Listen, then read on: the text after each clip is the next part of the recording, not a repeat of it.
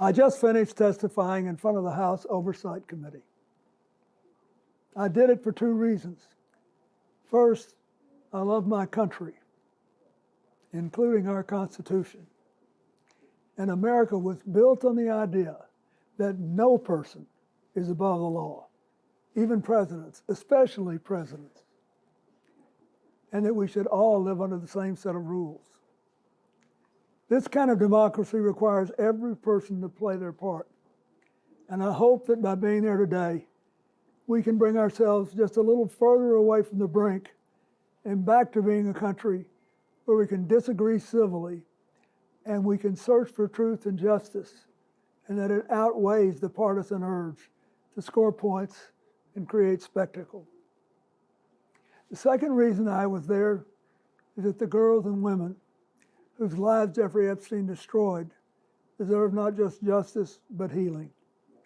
They've been waiting too long for both.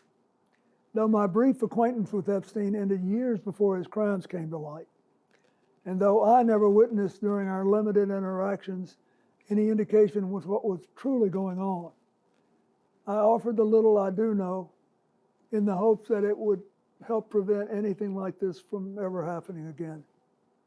I also have to say something personal. Republicans made Hillary testify yesterday, and she had nothing to do with Jeffrey Epstein, nothing. She has no memory of ever even meeting him.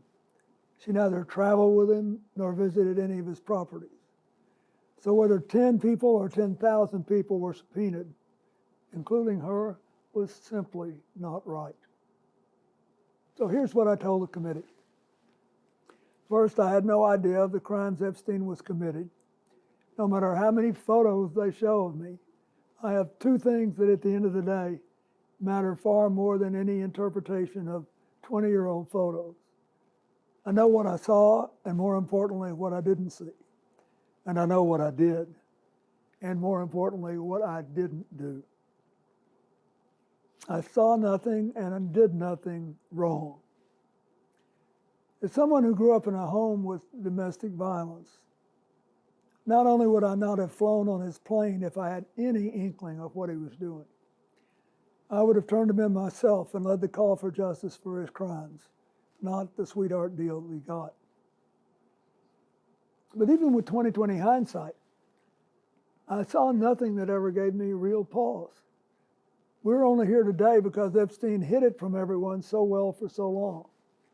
And by the time it came to light with his 2008 guilty plea, I had long stopped associating with him.